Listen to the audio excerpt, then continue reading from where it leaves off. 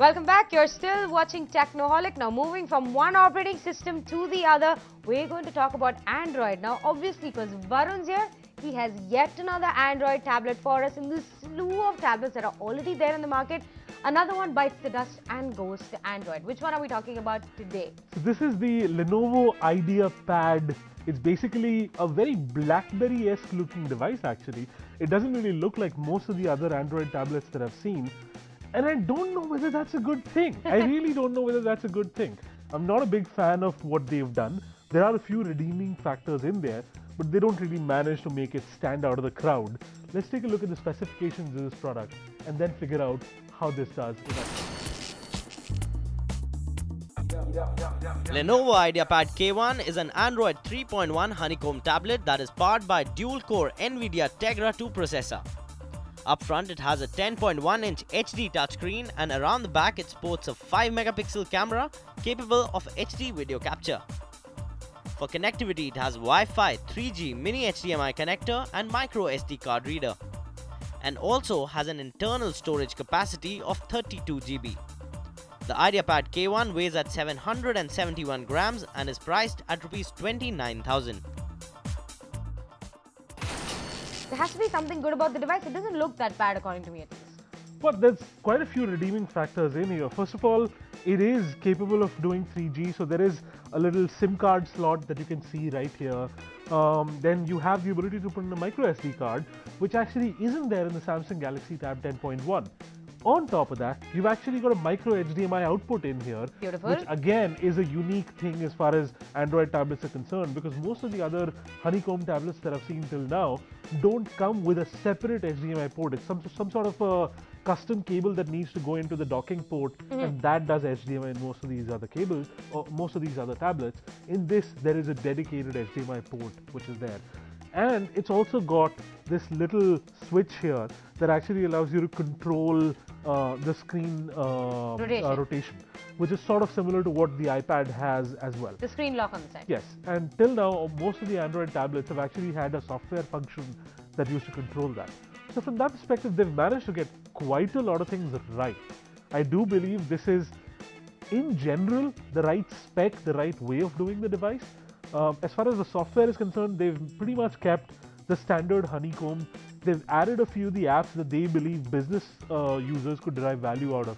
Like they've got a printer sharing software which is built in, so you could actually go ahead and have a PC driver and print from the IdeaPad out there. You've got documents to go built in, and it's the full paid version of the documents to go package, which is already provided, so you don't need to buy that from the Android market and everything else. But I think the biggest problem with this tablet, There has to be something bad about a tablet. it's the weight. It's the just weight. too heavy. It's just too heavy. It actually feels heavier than my first iPad. So from that Wow, perspective, and the iPad 2 is thinner than that, so this is going against the first one. yes, and the iPad 2 is somewhere in the range of 400 and something grams, and the Galaxy Tab is actually a few grams lesser than that. If you forget the form factor, is this a good buy over the other tablets that are available in the market right now, Samsung being the biggest one? It's about 29,000 bucks. Right. I wouldn't want to buy this for 29,000 bucks. I'd rather save my money or probably spend a little bit more and go and buy the iPad 2. I've been an Android fanboy for a very long time, but I don't think they've cracked tablets. I really don't think they've cracked tablets. This coming from an Android fanboy, Apple rules! I still think the iPad is a more usable tablet than this. I still think it'll give you a better form factor. I still think that it is going to be the device that you pull out more often out of your bag. Alright, Varun, the Android fanboy is saying that if you want to buy a tablet right now, look no further than the iPad 2. It wins purely on the fact that it's got a very thin and sleek form factor, and the tablet experience is just much better on the iPad 2. The Lenovo IdeaPad A1, all good in specs, no doubt. It has much better specs than the iPad 2, but the experience just doesn't come up to the iPad 2 as of now. So for 29,000 rupees, if you're planning to buy a tablet, stick with the iPad 2. But for now, skip the Lenovo IdeaPad A1, save that money and buy the iPad 2. But Varun, there are other options available also to the Lenovo IdeaPad A1. What other options should people be looking for right now? I guess you're going to say the Samsung Galaxy Tab that comes right now. Yeah. But if you have to junk this all together, the iPad 2 is already an option. What are the other options that are available? look for a device that will get an ice cream sandwich upgrade. And till now, the only device that has been confirmed on is the Motorola Zoom. Right. So the Motorola Zoom is the only device which is guaranteed to get the new ICS upgrade. And none of the other devices have confirmed that yet. Samsung hasn't confirmed that. In fact, Samsung hasn't even done Android 3.2.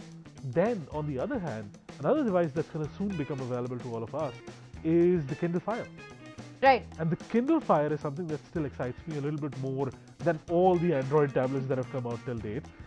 Purely because considering the fact that you have that big ecosystem built with Kindle books and everything else, and soon it'll also be available with music and movies and all sorts of other stuff, I think that'll just make a much better experience than this. Alright, so if you're looking for options in the Android space and want to stay away from Apple altogether, then the options to the Lenovo IdeaPad right now are the Kindle Fire, which is not available in India right now, and also the Motorola Zoom, which is available and is the only device which will have ice cream sandwich in the future for sure. So if you're looking for an Android tablet, those are your two options. But if you want to spend 29,000 bucks and get a tablet right now, look no further than the iPad 2. And with that, we have to take another break on the show. But coming up on the other side, Samsung decides to make a 5.3-inch smartphone. Is it a tablet? Is it a smartphone? Is it just middle ground? We'll tell you all about that after the break.